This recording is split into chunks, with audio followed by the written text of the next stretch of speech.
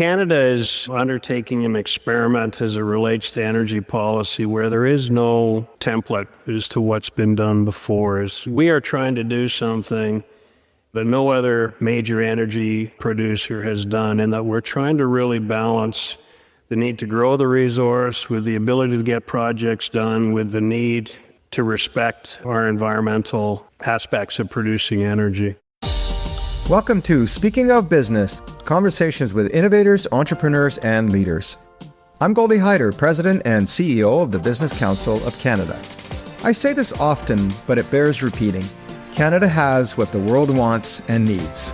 Whether it's food, innovative technology, or resources, our country can feed and fuel the world.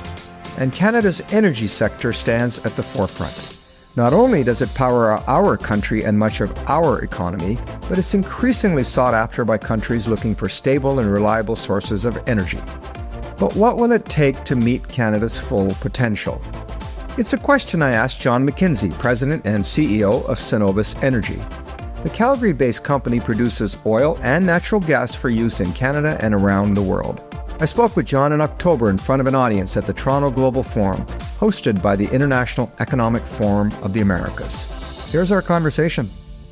I thought that what I'd have you do for this audience here is to just give us a big picture assessment. You know, we have a Prime Minister who's saying this is a hinge moment for our country, that we can do more for ourselves than anybody can do against us. What do you see as the opportunity for Canada? First of all, thank you for having me. It's great to be in Toronto. I left Calgary last night. It was -5 and snowing. I'll speak largely to the energy industry because that's an industry that I know it, but I certainly think that the application is broader than that. But, you know, when I kind of think about the Canadian energy industry and what we are and where we've been and where we're going, I think the opportunity is immense. So this is an industry that Canada competes on at a global scale. So we are the fourth largest producer of oil in the world. We produce over 5% of all the barrels produced in the world. And similarly on natural gas, we produce about 5% of global natural gas. The other thing I would suggest or I would say is that has a benefit for everybody in Canada. This is an industry that in 2024 contributed about $40 billion in taxes and royalties, and that goes directly into supporting the lifestyle and standard of living of all Canadians. And similarly, we invested about $50 billion in capital, which, you know, supports about 900,000 jobs in Canada. So on any scale, the Canadian oil and gas industry is on a global comparative with anybody, and certainly a large part of the Canadian economic and social fabric. Over and above that, you know, we have the third largest resource in the world. So we've got an opportunity to be a long-term supplier, reliable supplier, economic supplier to global energy as it continues to grow. I think one of the things that, you know, a lot of Canadians don't understand is the demand for energy over the last 60 years has grown by 300%. And it's going to continue to grow going forward. And we as a country and we as a global partner are going to need all forms of energy going forward, whether it's solar, wind, natural gas, oil, coal, or the like. All forms of energy are going to be needed. Canada, you know, is a top 10 producer. It is probably the most stable jurisdiction producing the most responsible, reliable, and economic energy globally. Should be a big piece of that. So I think that's really our opportunity, Goldie. It's an industry that's growing. I think the rumors of its demise have been grossly overestimated. But we as a country have an opportunity to get behind this and move this forward. And I think that's what the world is looking for us to do. So what stands in the way? What is it that's holding us back? The long and short answer is it's us. I'll talk a little bit about this in a little bit more detail, but Canada is undertaking an experiment as it relates to energy policy where there is no template as to what's been done before. We are trying to do something, you know, that no other major energy producer has done, and that we're trying to really balance the need to grow the resource with the ability to get projects done, with the need to respect our environmental aspects of producing energy. And I think for the last 10 years, we've been, really focused on the environmental side to the detriment of building projects and growing our resource. And I think we have an opportunity now to rebalance this, and I think that there's a grand bargain to be had. And we've written letters to the Prime Minister Carney, and in 96 or 95 CEOs signed this letter most recently, where we do talk about the grand bargain and the ability to balance those three legs under the stool to the benefit of all Canadians and the global community. And I think the first thing that we have to realize is anytime we talk about balancing, it means there has to be compromise, and that there has to be a recognition that there are no silver bullets. There is only trade-offs. And we need to understand that, we need to respect that, and we need to kind of think about that. So when I think about those three legs under the stool, something I'd point about Canadian energy, when it comes to resource growth, it's been largely stifled over the last 10 years. When you look at, the Canadian oil and gas industry, it continues to consolidate. We continue to see global players leave because their capital is better applied elsewhere. So we saw the European companies like Total, like BP, and to a lesser degree Shell leave. We've seen most of the American companies leave. And what we're really left with is a concentrated group of Canadian companies. But those companies have been placed in a position where they need to live within their cash flow. There is no incremental capital market capital that's coming in, by and large. And there's very few startups. So what we've really seen is a hollowing out of the industry into kind of 5 or 6 big companies on the oil side, 2 or 3 or 4 large companies on the natural gas side. So, the ability to continue to attract capital has been something that has been wanting for the last 10 years because of the focus on the environmental side. Similarly, when we look at major projects, Goldy, it's been really difficult over the last 10 years to get major projects done. So we've been in a world where there were 18 proposed LNG projects, all of which were shelved, none of which were done. And luckily, we had a second chance with the LNG Canada project, which is now up and running, to get one LNG project done in Canada. Over that same time frame, we had 3 pipeline projects be canceled that would have taken our product to world and global markets, as well as Eastern Canada. Even the TMX project that was done, was originally scheduled to be done by private enterprise, by Kinder Morgan. But at the end of the day, they walked away from it in frustration. It took our federal government to pick up the pieces and get that project across the goal line. But it's been very, very difficult in this world to get major projects done. And then on the environmental side, I think we have some of the most stringent regulation in the world, particularly for a top 10 oil and gas producer globally. We're the only country that has a carbon tax in the top 10 producers. We're the only country that's contemplating a carbon tax. We're the only country that has the same kind of methane regulations, tanker bans, and that could go on and on and on. But we've seen a stacking of policy that is intended to protect the environment, but has the impact of driving capital away and not allowing capital formation to grow the industry, and then regulatory policy that doesn't allow us to build things. So there needs to be a coming together of those 3 legs under the stool and have this grand bargain where everybody is compromising, everybody is of the place where they understand what the end game is, which is to improve our standard of living as Canadians and to increase our economic benefit as a country. But it really does require us to get out of our own way. So I started answering your question with a very short answer and came with a very long-winded answer. Well, you've answered several of my questions now. So let me go at it with another thought here, which is there is a new leadership in Canada. Fair to say, he's well known to the business community, much more pragmatic in his approach. Demonstrated that with this decision on carbon tax on the consumer side, which many would not have assumed he would have ever done. A lot has been said. Certainly Bill C-5 and its passage with the support of the opposition was intended to address some of the issues that you've raised. Are you saying that that's insufficient, that where we are is insufficient for companies like yours to make final investment decisions to deploy shareholder capital in Canada to build infrastructure? I would say it's probably necessary but insufficient. And one of the things we have to realize is that we didn't just arrive in this situation 6 months ago when Prime Minister Carney took office. This has been, a series of events and a series of policy decisions that have been made over, 10, 15 years that have got us into the place that we are today. So this is not going to be resolved overnight. We're not going to suddenly put in a projects office, which is going to lead to private capital immediately coming back into the sector and alleviating our problems as it relates to resource growth and getting projects done. One of the things that we've been really, really clear with Prime Minister Carney on, and I refer back to some of the letters that have been written to him and supported by a number of CEOs across Canada, is we have to have policy and regulatory reform. We have to recognize that we as a country and we as an industry, we have to compete globally for capital. And if we can't be in a world where we can compete effectively and we can bring private capital into Canada, we're not going to solve the problems that ail us today. So one of the issues, I think anybody would see immediately with the projects office is this is an exercise where the federal government is picking and choosing which projects are going to be done.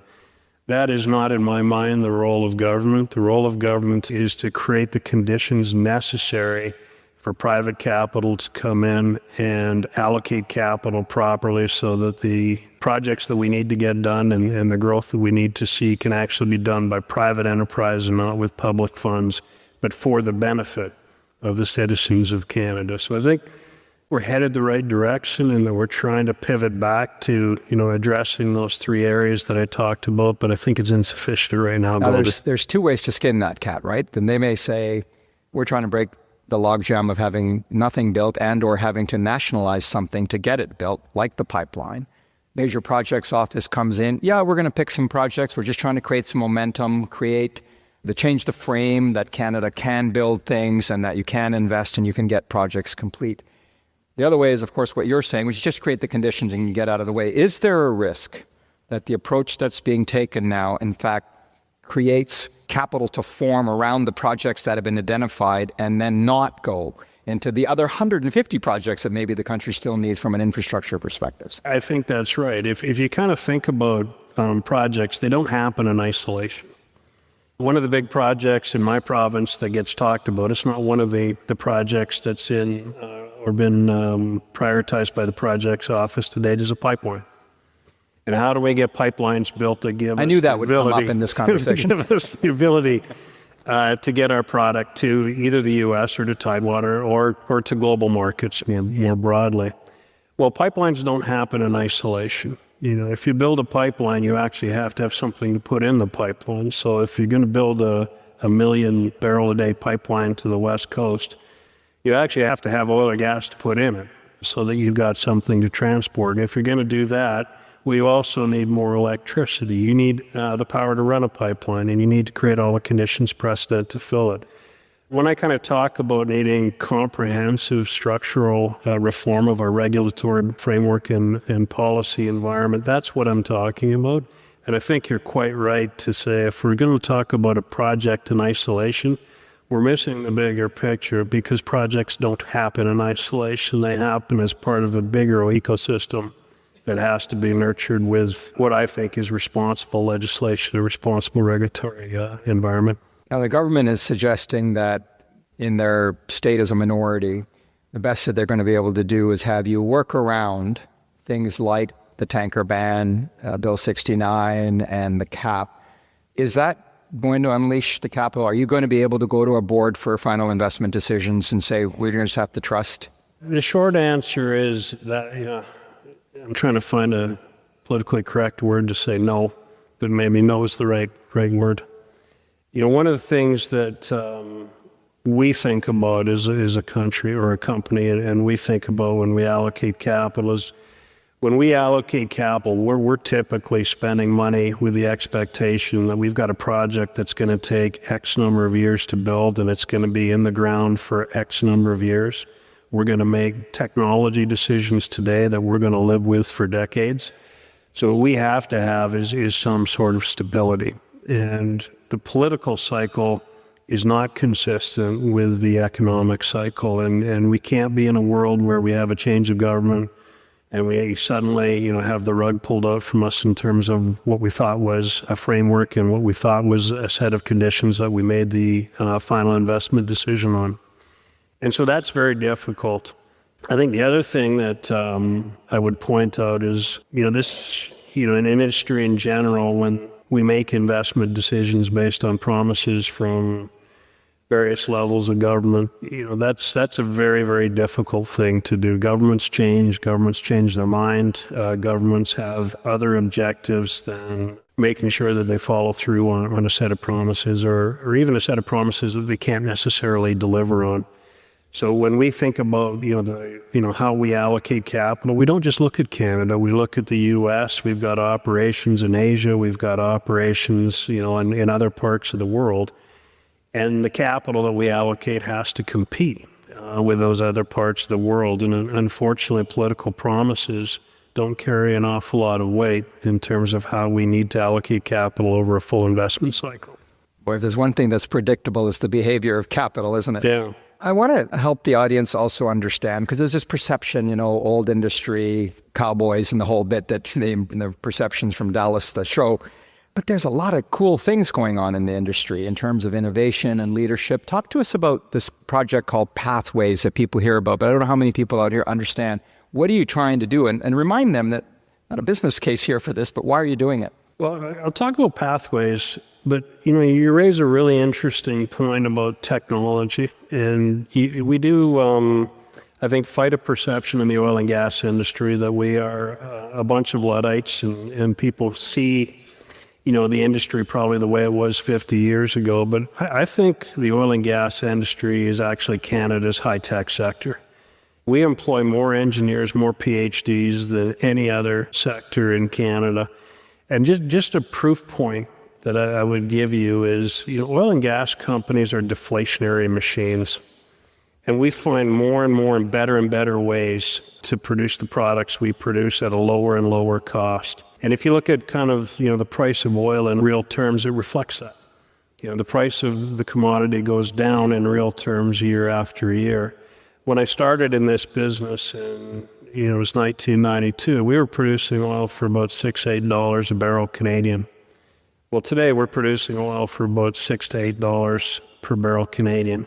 We have beaten back 32 years of inflation, and it's all on the back of technology. So when I look at what our resource development and production people do on a day-to-day basis, I'm just continually amazed. We're drilling wells today that are 2.5 kilometers long, and there's a window of tolerance that's 2 feet by 2 feet, and they know exactly where they're putting that drill into the ore body, and they know exactly what they're doing when we put steam underground. But that's kind of beside the point. But I do think it is, a really interesting world, and I do think of, our oil and gas sector as being Canada's high-tech sector, which I don't think many people perceive to be true.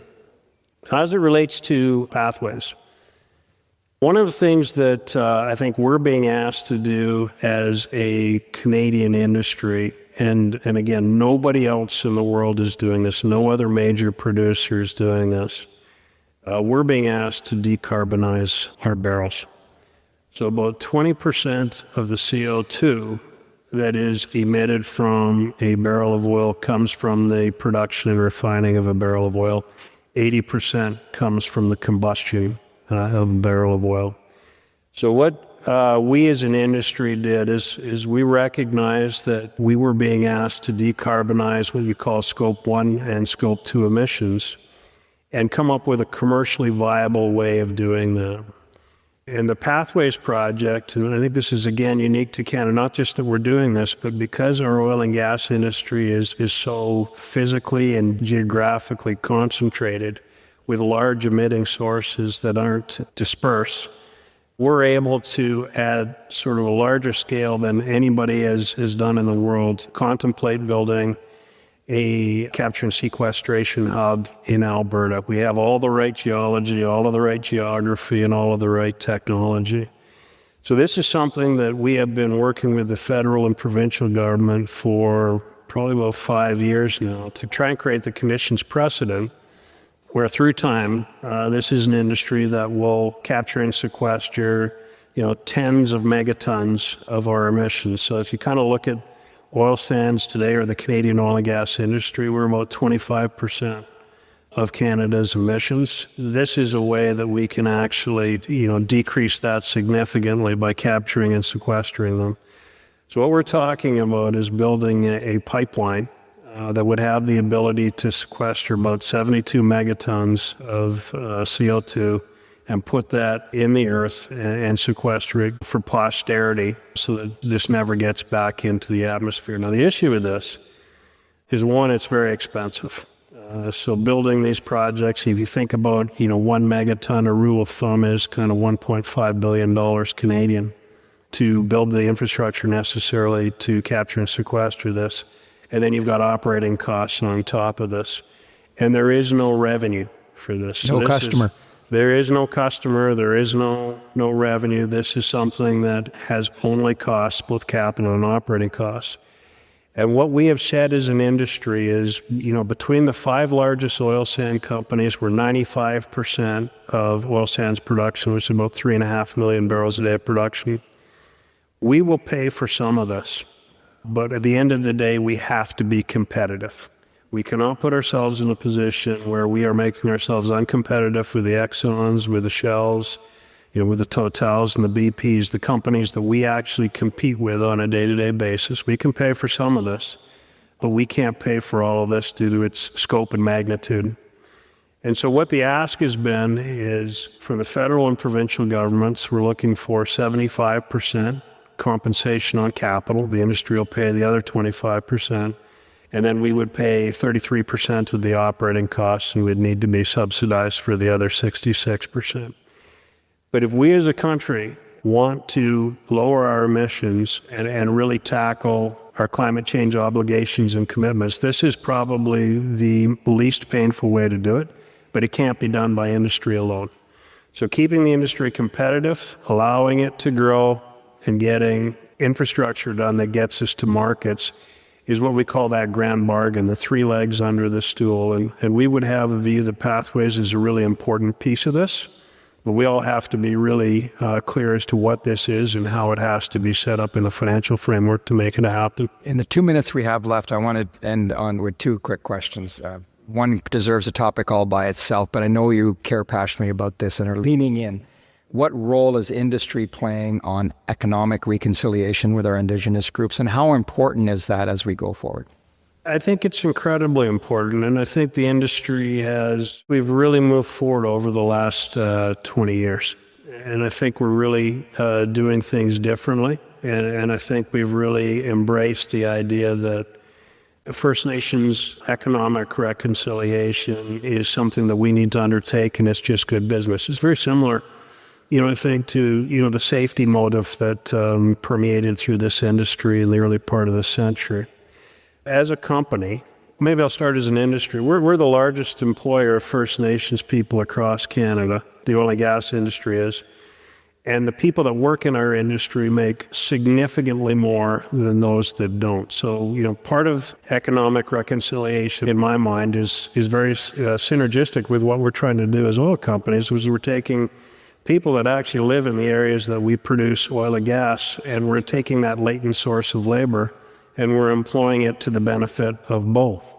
Above and beyond that, as a company, and I know other companies are doing this, Suncor, CNRL, Tourmaline, some of the bigger companies across Canada, we help First Nations get industry started or businesses started, and then we employ them and we use them as part of our day-to-day operations. So we will spend billions of dollars with First Nations companies as well as employing people. But, I think the most satisfying thing that we have done as a company, and I can't take credit for this was my predecessor, Alex Corbet, who started this.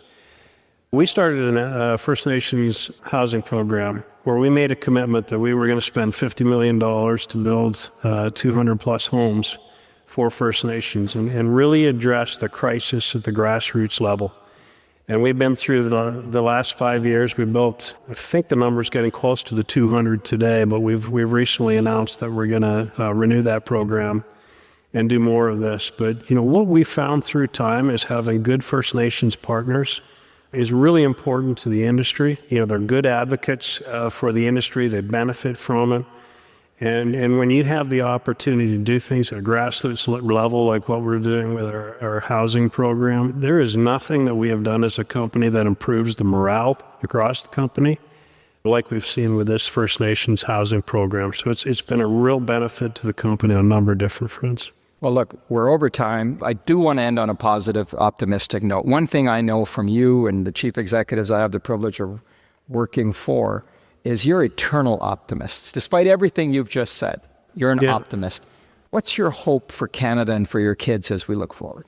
I've got 5 kids, so I have a lot of hopes. A lot of bills, too. Yeah, I have a lot of bills. And one thing I'll tell you, for anybody who's got small kids, it only gets more expensive as they get older. It doesn't end at 18 like you may have hopes and dreams of. One of the things I think, Goldy, is, when I think about measuring success, none of us occupies a position or occupies a place in perpetuity. We're all just borrowing where we are. And I think success always looks like leaving it in a better place than you found it. And one of the things I would hope, and I'm not sure we're headed in this direction today, but I hope when we leave this world for our kids that we leave it in a better condition than we found it. When I think about myself at 18, 19 years old, and I was thinking about what I wanted to do, the world was my oyster. And we didn't have 14% youth unemployment. We didn't have declining GDP. We didn't have an affordability crisis. I bought my first house with my wife for $82,000. But what I hope is that we can come together as a country and we can, really think about the way we want this world or our country to be left for our kids and how we're going to set them up for success. And how we're going to give them the values and structure that they can leave this country to their kids in a better condition than they found it. But if we can do that, in my mind, that's success, and that's my hope. What a great note to end on. Ladies and gentlemen, John McKenzie, thank you. Thank you. John McKenzie is the president and CEO of Cenovus Energy. I spoke with him in October in front of an audience at the Toronto Global Forum.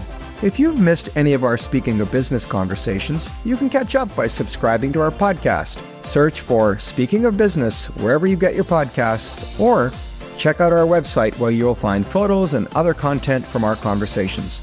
Just go to thebusinesscouncil.ca/podcasts. Speaking of Business is a production of the Business Council of Canada. Our thanks this month to the International Economic Forum of the Americas. And we couldn't do this podcast without Will McIntyre and the team at Pop-Up Podcasting in Ottawa. Until next time, I'm Goldy Hyder. Thanks for joining us.